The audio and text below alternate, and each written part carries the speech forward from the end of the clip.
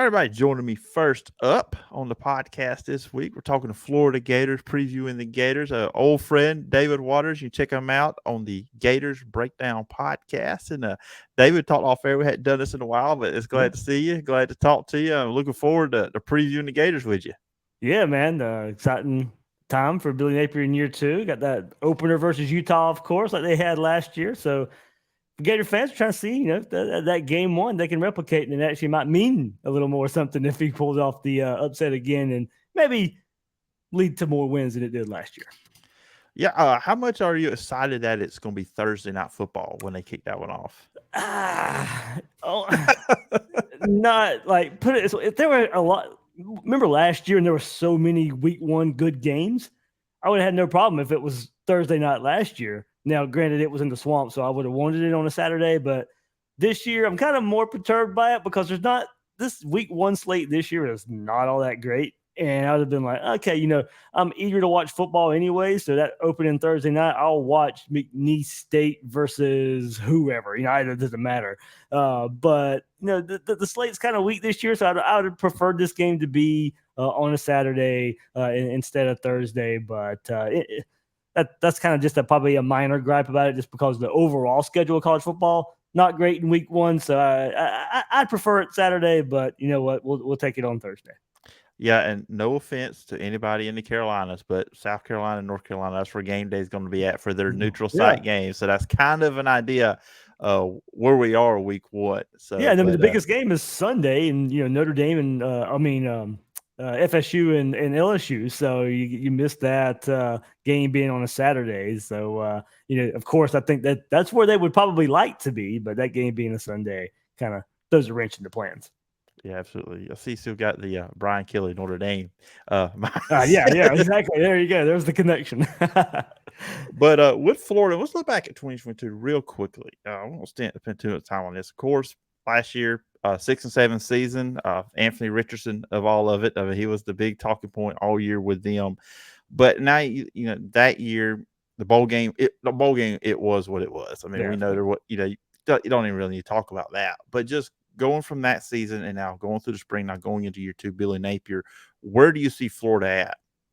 Yeah, Phillip, you got more consistency more than anything, and nothing more explained it. I mean, nothing that explained it best in the first 2 weeks of the season. You beat Utah. People were talking, hey, Florida can challenge Georgia in the East after that big win versus Utah. And then just a week later, Florida falls all over themselves and Anthony Richardson can't hit the broadside of a barn against Kentucky. And that just was pretty much the rest of the season. And the season ended, minus the bowl game. That game versus Florida State was kind of the same way. The first half, Florida's fighting tooth and nail. They're going back and forth with Florida State. Second half starts and Florida just falls apart there. So it was just a very inconsistent. For the most part, I thought the offense was still pretty good. It was inconsistent, but not as much as, of course, the defense was just consistently bad. If Florida would have had an average defense last year, I think the questions surrounding Anthony Richardson, the questions surrounding Billy Napier's offense would have kind of been overlooked a little bit. It was a good offense, not excellent.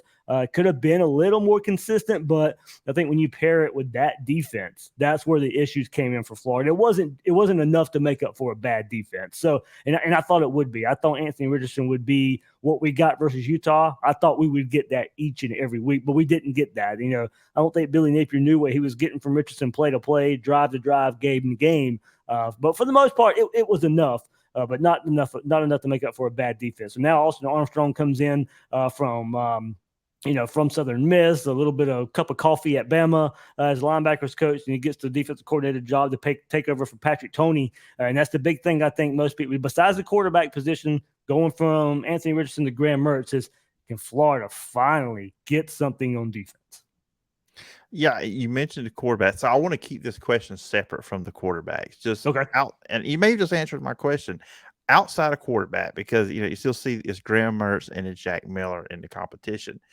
What is the biggest training camp storyline for Florida battle? Position battle, anything like that? What's the biggest thing for Florida going to season outside of quarterback? Outside of quarterback, and I'll even leave out the whole defense with that, because I think that's the easy way to go there. But I'd say either safety or because before they brought in transfer from Michigan, R.J. Moten, Florida was looking at starting 2 second-year players in Miguel Mitchell and Kamari Wilson. R.J. Moten transfers in from Michigan, part of a defense that went to the college football playoff the last couple of years. Lost his job late last year. And then there was some question if they liked him more as a linebacker or a safety at Michigan. So he's worked his way right into Florida. Florida hits the practice field this week for fall camp, and he's already taking reps with the one. So that tells you where they feel good about him as Florida as a safety. But then I think that's probably the biggest question on defense. On offense, figuring out the right side of the offensive line. There's some big question marks there for the Gators. The left side going to center is pretty much figured out with 3 guys there, from Austin Barber at left tackle, Micah Mazuka to transfer from Baylor at left guard, and Kingsley Agwakin or Guakin there at center. They got the left side figured out, but they got big questions on the right side. If they want to replicate what they were able to do on the offensive line last year, be able to run the ball with those great running backs that they have, that right side of the offensive line's got to come together pretty fast. So let's jump into quarterback. And I'll be honest with you, I don't know if you've seen my takes on Twitter or social media on Graham Mertz. I think there's my opinion, and I'll get yours. I think he's super talented. I think he has all the ability in the world. But David, I watch all of college football, try to watch the big games. I'd flip to a Wisconsin game. He's playing well for 3 quarters, and then the fourth quarter happens, and he has a meltdown. And as a guy that covers Auburn, I had like flashbacks, PTSD to Bo Nix sometimes when I would watch Graham Mertz play. And of course, Jack Miller played in a bowl game. Once again, that game was what it was. But what is your analysis of Graham Mertz, and what have you seen him through the spring, and what Billy Napier has said about him, what you've heard, what you've seen of him as he's been as a Florida Gator? Phil, I'm glad you brought up Bo Nix, because that's what Florida fans are kind of hoping. A change of scenery does some good. But Bo Nix goes from the SEC to the Pac-12. Graham Mertz is coming from the Big Ten to the SEC. Now, don't get me wrong, Big Ten's got some good defenses there, but nothing like he's going to see week in and week out in the SEC. And he, as you kind of alluded to, average at best at Wisconsin. I might be stretching it a bit. Just very inconsistent. Had a very, very good first game. He burst onto the scene in 2020. Everybody thought that's what Wisconsin was getting. He was a highly rated recruit, comes in, lights the world on fire in his very first game. Was not able to live up to that from there on out. And you keep going through the years at Wisconsin, and you go back and look at it. 2 things can be true at the same time. I don't think Wisconsin put him in the best spot, but at the same time, I don't know if he put Wisconsin in the best spot. Maybe just the marriage wasn't that good. They probably took a dip in running back production there at Wisconsin, that maybe he didn't have the running game some past quarterbacks had at Wisconsin. They didn't do a lot of favors. They didn't run a lot of play action with him when he excelled at play action. And at the same time, it's they were very predictable in offense. It was run on first down, run on second down. Hey, go convert 3rd and 7, 3rd and 8. So I do think Wisconsin hurt him a bit, but was there a belief that he could do that? And I think that's what we're waiting on. Can a more open offense, can throw him more on first down? Florida run play action like crazy last year. That's kind of Billy Napier's MO. Go back to his Louisiana days. And last year at Florida, there's a lot of play action in this offense. And if Graham Mertz excelled in it at Wisconsin, but they barely ran it, maybe you can translate that to Florida. So now I think there's some stuff to point to where he can maybe turn it around. Look, he's not going to be this, 2020 Florida, 2020 Alabama, 2019 LSU. That's not Billy Napier's MO. That's not this offense. It doesn't have to be. Florida should have a pretty good offensive line. They got a stable of running backs they're really confident in, with Montrell Johnson, Trevor Etienne to lead the way there. So the game, games won't have to be on his shoulders. Certain plays are going to have to be on his shoulders. Certain drives are going to have to be on his shoulders, but he's not going to have to carry the offense. And I think that's where, if he can lean on the run game, if Florida can get that going, you don't ask him to do a whole lot. I think this offense can be pretty good. But I think the moment Florida struggles in maybe some other areas and you put the game on his shoulders, there's just a big question mark if he can handle that or not. And I brought Jack Miller. But let's be honest and get your opinion. Is this really a competition, or is it just really just being dressed up as one? And we know Graham Mertz is going to be the guy. Bingo. Yeah, yeah. That's where I see it. It's Billy Napier put a timeline on it there at SEC Media Days on Radio Row, away from kind of the main portion of the SEC. That, hey, I'm going to name the starter by first scrimmage. Now, whether that was right before first scrimmage or right after first scrimmage, that's the timeline for it. So a week and a half into camp, we're going to get the word Graham Mertz is going to be the quarterback. Jack Miller, nothing against the guy. I wasn't that high on him when they brought him in. Go back to his Ohio State spring game. He was captain check down. I didn't see much last year. And then the bowl game, of course. And look, that was not his fault. I'm not going to put the bowl game on him at all. He was hurt almost all of last year. They throw him in. Florida's got sit outs and transfers and all. I'm not putting the bowl game on him. That's not what I'm going by. I just wasn't a big Jack Miller fan to begin with. So it's, to me, Graham Mertz, and I look for Max Brown to maybe push for that second spot. He was a true freshman last year.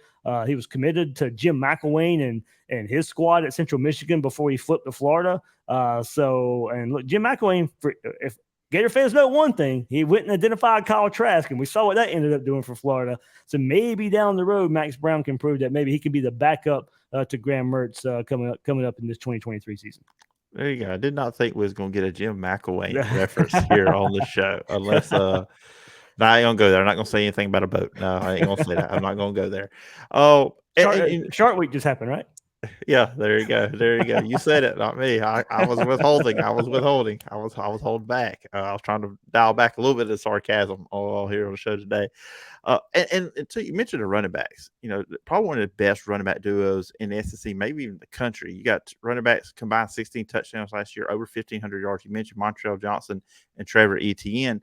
And I was looking at depth chart, just the receiver outside of Ricky Pearsall, not a lot of experience. Yeah. So that's probably something you would think that Florida is going to probably rely on, especially early in the year. Like you mentioned, that run game leaning on that.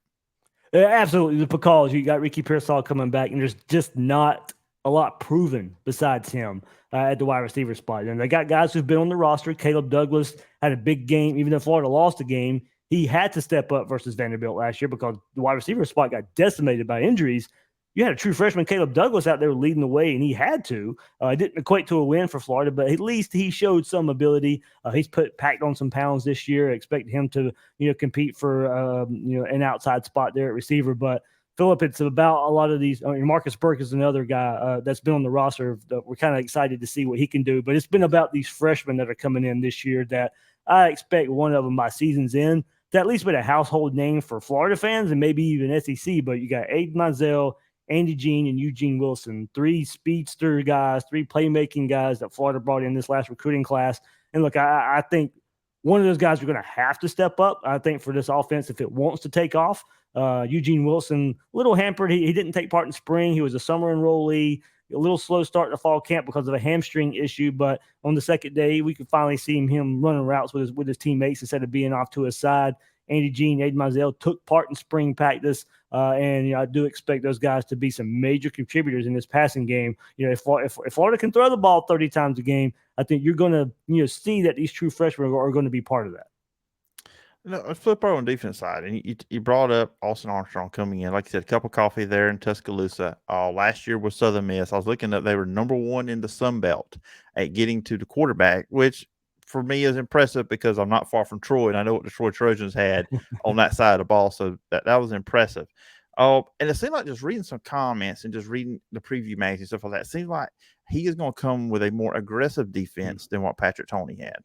Yes, Phil, it's the same defense, but hey, I'm gonna do it my way, and it's gonna be aggressive. It's gonna be flying through the ball. And look, that doesn't mean bringing 6-7 guys. That means, hey, I'm gonna bring 4.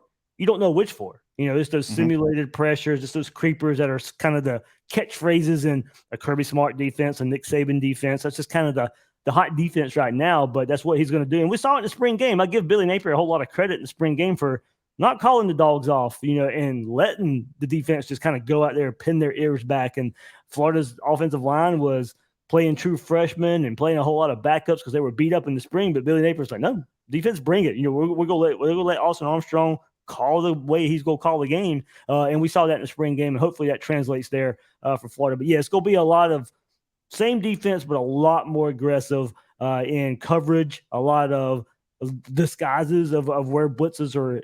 He'll blitz too. But if you can get home with 4, you may not know which 4. That's the best path to a defense for Florida here. So yeah, you mentioned Phillip about getting to the quarterback. They were able to do that there at Southern Miss in his time there. But the big question is, hey, Austin Armstrong, we just come off of Todd Grantham, got Patrick Toney. Can you do something on third down? That's just been the biggest bugaboo for this Florida defense since Todd Grantham was the defensive coordinator 2 staffs ago, or a staff ago, and then Patrick Toney last year didn't really improve it at all. So he was able to improve it right away at Southern Miss as far as third down defense goes. And if he can do that at Florida, they'll be a much better defense, just improving that aspect alone.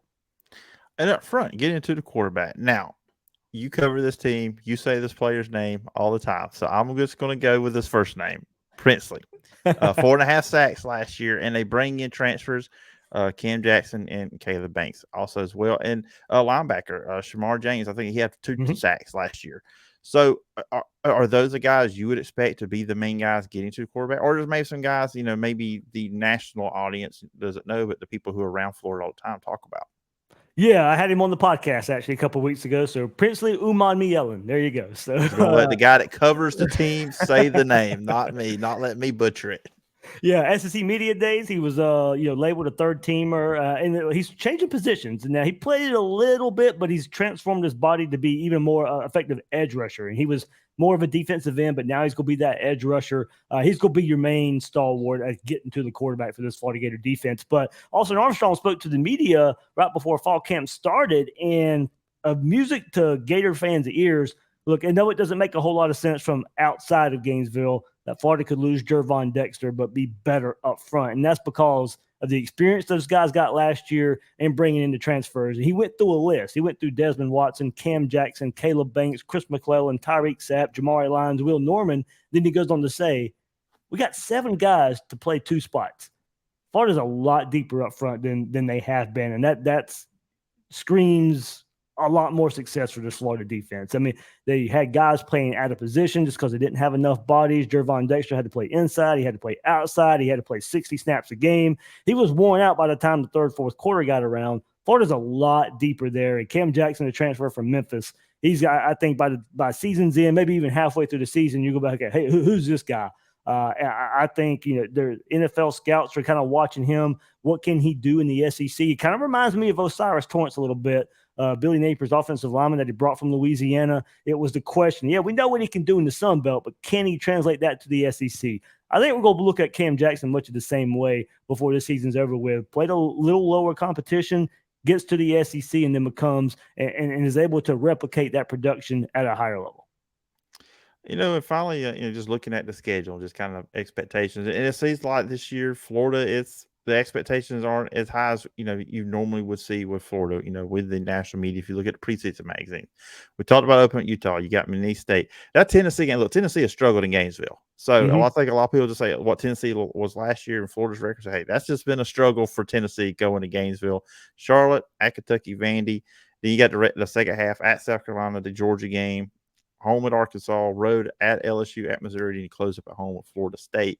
So I'm not asking you to break down all those games, but just when you look at the schedule, what do you see as reasonable expectations for Florida this season?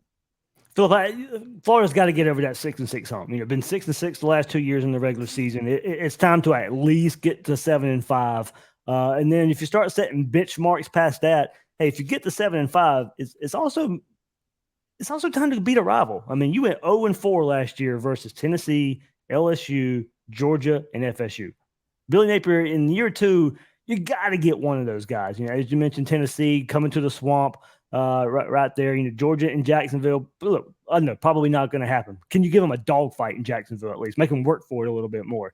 And then you have LSU, where as good as they were last year, that was kind of Jaden Daniels' coming out party. They go to Gainesville and he's converting third down after third down, and it's kind of his coming out party. I remember talking to Blake Ruffino from LSU. He was on a podcast and he picked Florida to win that game, and there wasn't a lot to talk about to LSU until they beat Florida. And that was a knockdown, drag out. Florida came back late to make that a game. And then Florida was also in the Florida State game last year pretty late, even though FSU predicted to go on and maybe win the ACC this year. It was a dogfight there in Tallahassee last year with this Gator team as well. So, they played the rivals pretty tough last year. Can he knock off one of those rivals? And maybe after you get past 7-5, maybe 8-4 now with a win over a rival. So I think when you start looking at it, those first 5 games, we're going to know a whole lot about this Florida team. You got Utah, Tennessee, and Kentucky in those first 5 games right there. Billy Napier's got to, I think, get off to a pretty good start to get some confidence in this team.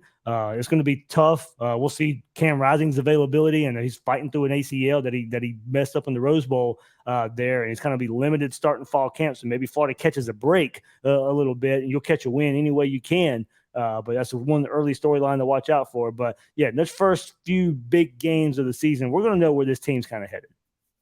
It's going to be interesting.